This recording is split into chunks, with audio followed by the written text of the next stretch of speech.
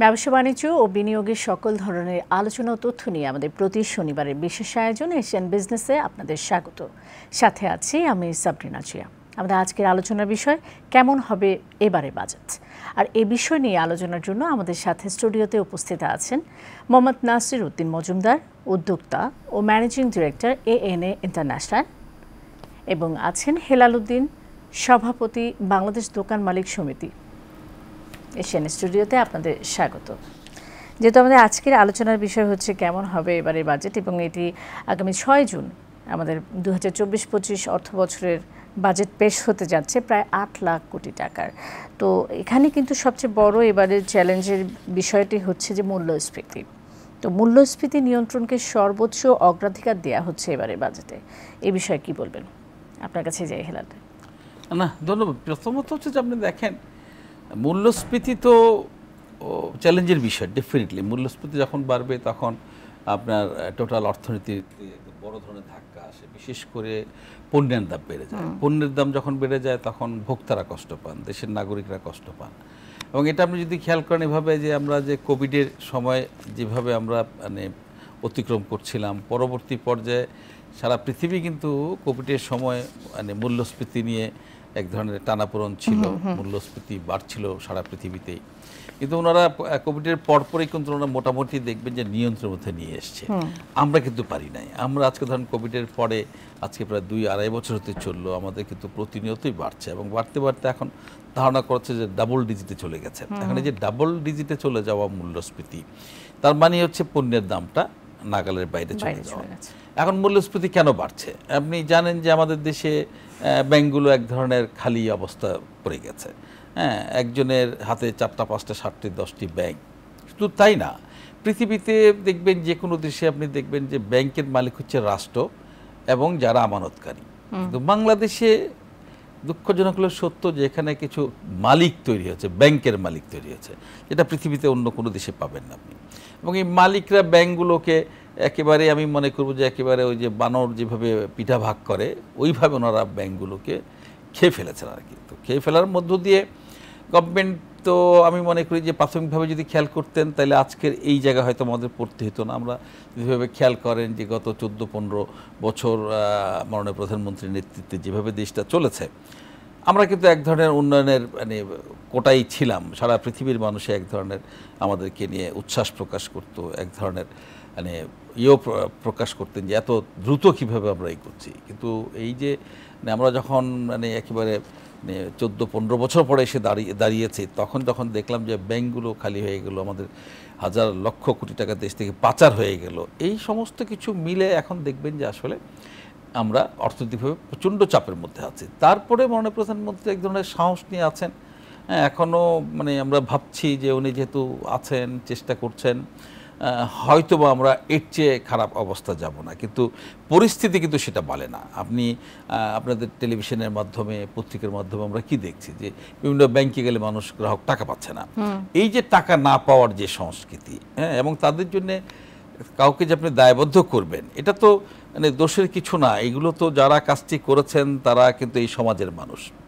তো তাদেরকে ধরে অন্তত বিচারের মুখোমুখি করা, জবাবদিহিতার আওতায় আনা, সেগুলো কিন্তু আমরা দেখছি না। এইগুলো না দেখা মানেই হচ্ছে আপনার যে এক ধরনের মানে উৎসাহিত করা আর কি। এই ধরনের ঘটনা করে যদি পার পাওয়া যায়, আপনি বিশেষ করে অর্থনৈতিক মানে কর্মকাণ্ডের বিশৃঙ্খলা করে যদি পার পাওয়া যায়, কারণ পৃথিবীতে মানুষ তো অর্থনৈতিক কর্মকাণ্ড বা অর্থনৈতিকভাবে স্বাবলম্বী হওয়ার জন্যে কিন্তু মানুষ প্রতিনিয়ত চেষ্টা করে। একেবারে হতদরিদ্র থেকে শুরু করে মানে সর্বোচ্চ মানে ধনী মানুষ, সেও কিন্তু প্রতিনিয়ত এই অর্থনৈতিক কর্মকাণ্ডের মধ্যেই সে বেঁচে থাকার চেষ্টা করে। তো যদি এখানে জবাবদিহিতা না থাকে, এখানে কোনো স্বাস্থ্যের বিধান না থাকে, তাহলে কিন্তু পার পাওয়া গেলে মানুষ এখানে আরও বেশি উৎসাহিত হয়। তো আমি মনে করি যে আসলে আমাদের সময় এসছে এখন। আমরা এই গত 3-4 মাস যাবৎ যা দেখছি, যেসব ঘটনাগুলো পত্রিকার মাধ্যমে, টেলিভিশনের মাধ্যমে সাধারণ নাগরিকদের সামনে এসছে, এটা কিন্তু এই গত 15 বছরে যে আমাদের যে উন্নয়ন, 15 বছরে আমাদের যে আমি যেটা বলবো যে আমাদের যে অর্জন, এইগুলো কিন্তু এক ধরনের প্রশ্নের মুখে ফেলে দিচ্ছে।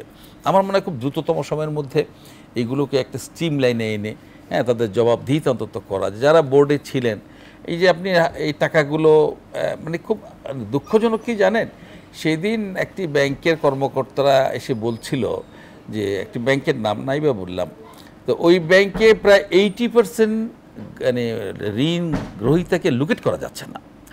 কারা ঋণ নিলেন এবং ঋণের ইয়েটা কি 200 কোটি, 250 কোটি, 300 কোটি, 150 কোটি, ওদের লোকেট করতে পারছে না ব্যাংক যে কারা এই ঋণগুলো নিয়ে চলে গেল। তাহলে বোর্ড দায়ী নিশ্চয়ই, এবং এই ব্যাংকের যারা পরিচালনা পর্ষদে কাজ করেছেন তারা দায়ী। তো তাদের যদি আপনি ব্যবস্থা গ্রহণ না করেন, আর যদি আপনি মূল্যস্ফীতি বাড়তেই থাকে, আমরা যত চেষ্টাই করি, আপনি ব্যাংকগুলোকে টাকা ছাপিয়ে যদি আপনি ব্যাংক চালাবার চেষ্টা করেন, অর্থনীতিকে ঠেক দেওয়ার চেষ্টা করেন, আমরা কি ডলারের দাম কমাতে পেরেছি? আমরা তো ভেবেছি বারবার যে ডলারের দাম কমে আসবে। ডলারের দাম যখন কমবে না, তখন আমাদের আমদানিকৃত পণ্যের দাম বাড়বে, আমাদের সারা পৃথিবীতে আমাদের মানে ব্যয় বাড়বে। তো সব মিলে আমার মনে হচ্ছে যে এই মুহূর্তে এক ধরনের মাননীয় প্রধানমন্ত্রী যদি একটু সিরিয়াসলি বিষয়গুলো না নেন। আমরা জানি যে উনি যখনই কোনো জিনিস সিরিয়াসলি নেন, আমরা কিন্তু তার ফলাফলটা পাই। তো সেখানে আমাদের প্রত্যাশা, দেশের নাগরিকদের প্রত্যাশা যেভাবেই হোক, হ্যাঁ, এইগুলো একটা স্ট্রিম লাইনে এনে তাদের জবাবদিহিতার আওতায় এনে তাদের প্রয়োজন তাদের বিচার ব্যবস্থাটা নিশ্চিত করা এবং তার মধ্য দিয়ে আবার যাত্রা শুরু করা। জি, ধন্যবাদ। জনাব নাসিরউদ্দিন মজুমদার, আপনার কাছে এই মূল্যস্ফীতি নিয়ে যেহেতু কথা বলছিলাম, একটু জানতে চাইব মূল্যস্ফীতি এবং উন্নয়ন এবারে বাজেটে কি মুখোমুখি হতে যাচ্ছে কিনা, কি বলবেন এই ব্যাপারে? ধন্যবাদ। আসলে আমাদের হেলাল ভাই যথার্থই বলেছেন। মূল্যস্ফীতির ব্যাপারটা আপনারা যদি আমরা চিন্তা করে দেখি, আমাদের আসলে ম্যাক্সিমাম আমাদের যে কনজামশন বা আমাদের যে কনজিউমার প্রোডাক্টগুলো আমরা ম্যাক্সিমামই বাইরের থেকে আনতে হয়। আমাদের দেশের মানে যেটা উনি বলেছেন ডলারের দান আমরা যে কন্ট্রোল করতে পারিনি, না পারার কারণেই আজকে আমাদের গরিব মানুষগুলোর যে অবস্থা, মানে ওনারা যে মার্কেটে যায় কেনাকাটা করে, ওনারা এক বেলারটা কিনে আরেক বেলারটার জন্য চিন্তিত হতে হয়। শুধুমাত্র এটা যে একটা মুখোমুখি সংঘর্ষ, এটা যথার্থই ভাই বলেছেন। আমাদের দেশের যেই পরিস্থিতি, তাতে প্রতিটা সেক্টরেই আসলে আমাদের যেই সবাই চিন্তা করে যে আমরা কীভাবে বড়লোক হব, শুধু নিজের চিন্তা করেই, যদি ব্যাংক যেটা উনি উদাহরণ দিয়েছেন বা অন্যান্য যারাই শুধু নিজের চিন্তা, দেশের চিন্তা যদি আমরা সবাই মিলে না করি, তাহলে এটা আমাদের হতেই থাকবে। কারণ আমরা দেখি যে আমাদের একটা ক্লাসিফাইড হয়ে গিয়েছে, কিছু শ্রেণী শুধু ওনারা বড়লোকই হচ্ছেন আর কিছু মিডল ক্লাস ওনারা গরিব হয়ে যাচ্ছেন। তো এই যে দুইটা এখন ক্লাসিফাইড হয়েছে, মিডল ক্লাস বলতে এখন আর কিছু থাকছে না, বিকজ অফ যে আমাদের এই মূল্যস্ফীতি। আমরা আমাদের যে মাননীয় প্রধানমন্ত্রী যেটা যে উনি যেই উদ্যোগগুলো নিচ্ছেন বা নিচ্ছেন, আমরা বিশ্বাস রাখি উনি ডেফিনেটলি ওনার যেই চিন্তাভাবনা উনি চাচ্ছেন, কিন্তু হয়তো উনি চেষ্টা করছেন, উনি যেটা বলেছেন আর একটু যদি চেষ্টা করেন ডেফিনেটলি আমরা হয়তো আর একটু ভালো অবস্থানে যাব। তবে এর সাথে সাথে আমাদের নিজেদের যেই অবস্থান, আমরা যারা আজকে এই চিন্তা করি যে আমাদের অর্থ আমাদের পকেটেই ভারী হবে, যেমন ওনারা ব্যাংকরা আমাদেরকে একটা লোন দিলেন, প্রথমে বললেন যে এটা 10%, হঠাৎ করে ওনারা চিঠি পাঠালেন এটা বেড়ে গেছে 12% হয়ে গেছে। এই যে একটা ওনারা কারসাজি করছেন, এগুলো সমস্ত কিছু চাপ কিন্তু আসলে জনসাধারণ আসে ওনাদের মুখেই পড়ছে, ওনাদের ঘাড়েই পড়ছে। তো এই জিনিসগুলো আসলে একটু দেখার ব্যাপার। এবং যেটা বললেন যে চেক অ্যান্ড ব্যালেন্স এবং বিচার বিভাগ বা মানে আমাদের যে আমাদের এখানে যারা আছি বা যারা এই কাজ করে, এদের যে বিচার হয় না, এরা সাহস পেয়ে যাচ্ছে। প্রতিনিয়ত ওনারা করছেন, দেখছেন যে কোনো সমস্যা হচ্ছে না, হয়তো কিছুদিনের জন্য একটু নিউজে একটু নাড়াচাড়ি হয়, পরে ওটা ভুলে যায়, সেই জন্য ওনারা এটা নিয়ে করেই যাচ্ছেন। এই ব্যাপারগুলো আসলে চেক অ্যান্ড ব্যালেন্সে আনতে হবে, অবশ্যই আনতে হবে। ল অ্যান্ড অর্ডার যদি ঠিক থাকে, আমরা যদি এরকম চিন্তা, যারা এরকম করে এদের যদি যথাযথ শাস্তি হয়, তাহলে কিন্তু আপনার এই জিনিসগুলো কমে আসবে। আর যেটা ভাইও বলেছেন যে যেমন লোন নিচ্ছে, ওনাদের লোকেটেড করে যাচ্ছে না, তারা কারা? এই যে একটা গোষ্ঠী, জনগোষ্ঠী, এটা যে এই টাকাগুলো নিয়ে গেল, এটা তো সাধারণত আসছে কাজ জনসাধারণের গাড়ি আসছে, এটা লাইবিলিটি আমাদের উপরে আসে, যারা আমরা ব্যবসা করি অথবা যারা আমরা শ্রমিক আছে, মজুর আছে, যারা কৃষক আছে, এই জিনিসটা কিন্তু সবার ঘাড়ে এসে পড়ছে। সুতরাং এই জিনিসগুলোর দিকে নজর দিলে আমাদের অর্থনীতি স্ট্রং হবে আর আমাদের মূল্যস্ফীতি কমে আসবে। আদারও যেটা বাড়তেই থাকবে, আমরা যতই বলি প্রতি বছর এটা কমবে, আসলে এটা কমার কোনো লক্ষ্য নাই, যতক্ষণ পর্যন্ত আমার মনে হয় ব্যক্তিগত যে বিচার বিভাগ বা ওনাদের একটু যদি শাস্তির আনা যেত, তাহলে হয়তো এই জিনিসগুলো কন্ট্রোল করা যেত। জি, ধন্যবাদ। আমরা আরও আলোচনা করব, তবে বিরতির সময় হচ্ছে, বিরতি থেকে ফিরে এসে। ধন্যবাদ। প্রিয় দর্শক, আপনারা দেখছেন এশিয়ান বিজনেস। এই পর্যায়ে সময় হলো বিরতি নেবার, ফিরব কিছুক্ষণ পর, সাথে থাকুন। বিরতির পরে আবারও ফিরে এলাম এশিয়ান বিজনেস অনুষ্ঠানের সাথে আছি সাবরিনা জিয়া। আমাদের আজকের আলোচনার বিষয় কেমন হবে এবারে বাজেট, আমরা আবারও আলোচনায় ফিরে যাব। এবার আমি হেলাল ভাই আপনার কাছে যেতে চাই, যেহেতু আপনি একজন সভাপতি বাংলাদেশ দোকান মালিক সমিতি। তো আমি একটু যদি আমাদের দর্শকদের জানাতেন, উদ্যোক্তা যারা আছেন তাদের জন্য এবারের মানে বাজেট কেমন উদ্যোক্তা বান্ধব হবে, কি মনে করেন এই ব্যাপারে? শুনুন, আমাদের দেশে উদ্যোক্তা বান্ধব কখন হয়েছে বাজেট আমার জানা নাই। উদ্যোক্তারা তাদের নিজেদের চেষ্টায় উদ্যোক্তা হন। আপনি যদি এভাবে খেয়াল করেন, উদ্যোক্তা মানে তো আপনার ছোট আকারের হইতে হবে প্রথম, অর্থাৎ এসএমই খাত থেকে তো সে বড় মানে উদ্যোক্তা হবেন। তো আমাদের এসএমই খাতে আপনি যখনই লোন নিতে যাবেন বা ছোট আকারের যখন লোন নিতে যাবেন, ব্যাংক ছাড়া তো আর ব্যবসা করা যায় না। তো সেই ক্ষেত্রে আপনি যদি 1 কোটি টাকার লোন নেন, তো আপনি দেখবেন যে ব্যাংক আপনার 5 কোটি টাকার সম্পদ আছে কিনা সেটা আগে দেখবে। সেটা দেখে সেটা কোলাটেরাল আপনাকে রাখতে হবে। শুধু ওখানেই শেষ না, এরপরে ব্যাংকের কর্মকর্তা আপনার বাসায় আসবে, এসে দেখবে আপনার ওয়াইফ ঠিক আছে কিনা, ওয়াইফ কয়জন, অথবা বাচ্চা কাচ্চা কয়জন। আর যখন দেখবে যে একটু বড় ছেলে আছে, ব্যবসা বাণিজ্য করে বা চাকরি করে, তখন বলবে যে দেখেন আপনার তো বয়স টয়স বেড়ে গেছে, আপনার ছেলেকে এটার মধ্যে গ্যারান্টার বানান। হ্যাঁ, মানে পুরো পরিবারটাকে সে ওই 1 কোটি টাকার বিনিময়ে আমার 5 কোটি টাকা কোলাটেরাল নিল, প্লাস পুরো পরিবারটাকে আমার সে জিম্মি করে ফেললো, হ্যাঁ, ব্যাংকের অধীনে। এবং এগুলো দেখে টেকে তারপরে সে আপনাকে ঋণ দিবে।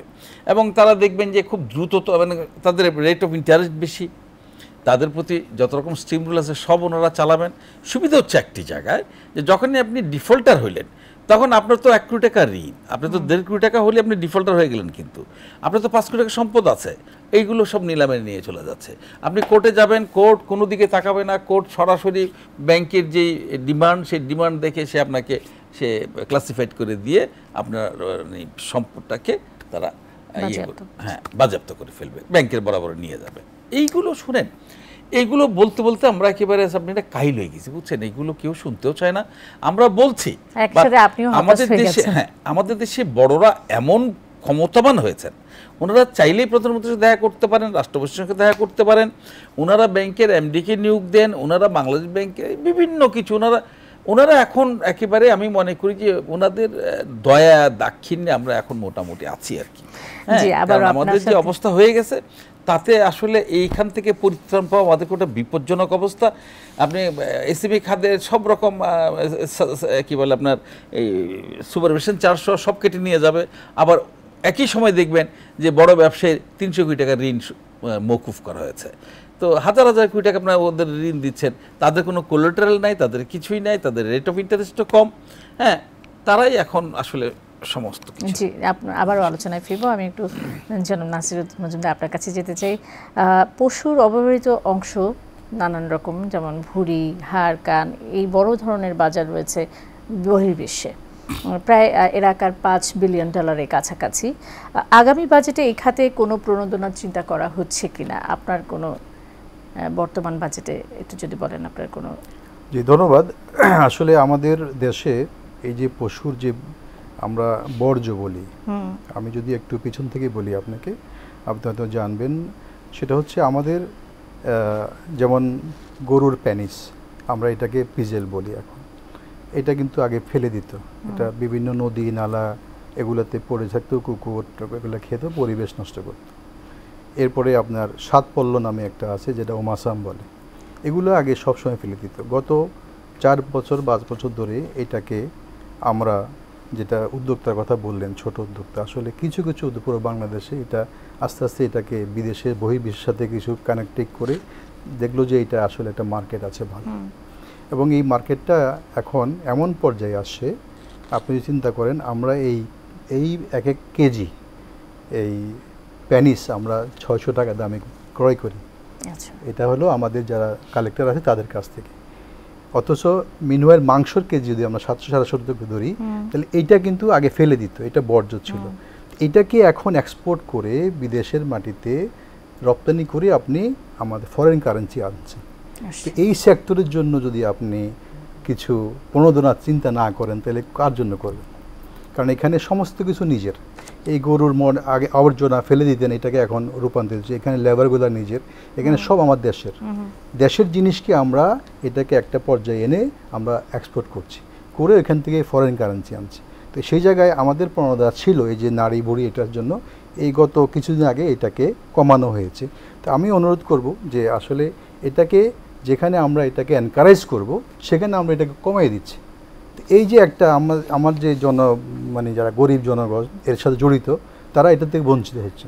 সুতরাং এটা আমার একটা যে আমরা যদি এটাকে এই আগামী বাজেটে এটাকে যদি আমরা পুনরায় যদি এই প্রণোদনাকে একটু ইনক্রিজ করতে পারি, তাহলে আমার মনে হয় যে আমাদের যারা বঞ্চিত তারা এটা থেকে বঞ্চিত হবে না। জি, ধন্যবাদ। আমরা আবারও আলোচনা করব, বিরতির সময় হচ্ছে, বিরতি থেকে ফিরে এসে। প্রিয় দর্শক, আপনারা দেখছেন এশিয়ান বিজনেস। এ পর্যায়ে সময় হলো একটি বিরতি নেবার, ফিরবো কিছুক্ষণ পর, সাথে থাকুন। বিরতির পর আবারও ফিরে এলাম এশিয়ান বিজনেস অনুষ্ঠানের, সাথে আছি সাবরিনা জিয়া। আমরা আবারও ফিরছি আলোচনায়।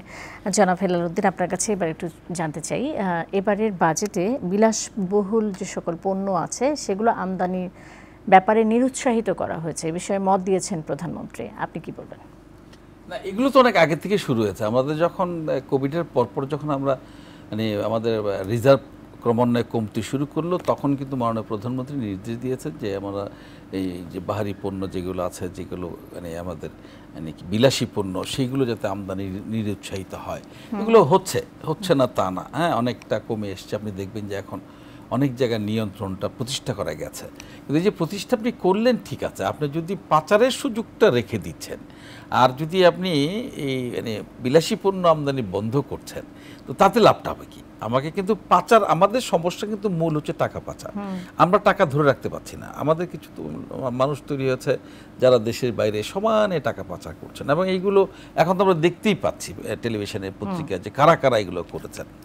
তো এই যে এগুলো করছেন, এইগুলো যদি আমরা নিয়ন্ত্রণে আনতে না পারি, তাহলে আসলে হ্যাঁ ঠিকই আছে, আমরা হয়তো বা কিছু মানুষ কষ্ট পাবে। ধরুন যারা এই যে বিলাসী পণ্য বিক্রি করেন, বিপণন করেন, আমদানি করেন, তাদের কষ্ট হবে, তাদের কর্মচারী থাকবে না, তাদের ব্যবসা আপাতত বন্ধ থাকবে। আবার নতুন করে ব্যবসা শুরু করা, নতুন একটা সেক্টরে গিয়ে ব্যবসা শুরু করা, এগুলো কঠিন কাজ।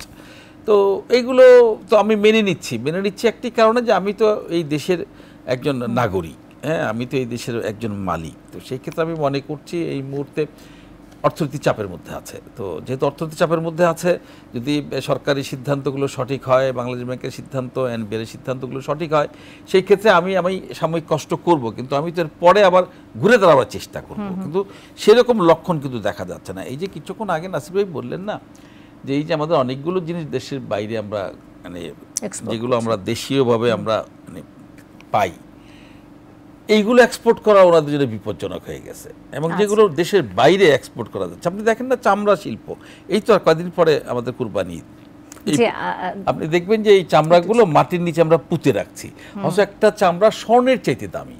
আমরা সেগুলোকে প্রসেস করতে পারছি না, সেগুলোর জায়গায় আমরা কাজ করতে পারছি না। আসলে এই বিষয়গুলোতে আলাদা করে গুরুত্ব দেওয়ার প্রয়োজন আছে। অসংখ্য ধন্যবাদ। একবারে শেষ পর্যায়ে চলে এসেছে, একটু আপনার কাছে চলে যাব নাসিরউদ্দিন মজুমদার জন্য একেবারে শেষ প্রশ্ন, এবং ছোট্ট করে যদি বলেন জনবান্ধব হতে যাচ্ছে কিনা আমাদের এবারের 2024-25 অর্থ বছরের বাজেট, কি বলবেন এ ব্যাপারে? না, এটা তো সবসময়ই এটা বলা হয় জনবান্ধব, আমরাও স্বীকার করি, আমরা দেখি, মানে ফিজিক্যালি দেখি, বাস্তবে কতটুকু রূপ নেবে সেটা আপনি পরেই দেখতে পাবেন। কিন্তু এখন যেটা বলা হচ্ছে, আমরা তো দেখছি যে এখন রাইট ডাইরেকশনেই আগাচ্ছে, এবং যেহেতু জননেত্রী শেখ হাসিনা উনি আমাদের প্রধানমন্ত্রী, উনি নির্দেশ দিচ্ছেন, উনি চেষ্টা করছেন, ওনার থেকে উনি চেষ্টা করছেন, আশা করি এটা জনবান্ধব হবে এবারে বাজেট।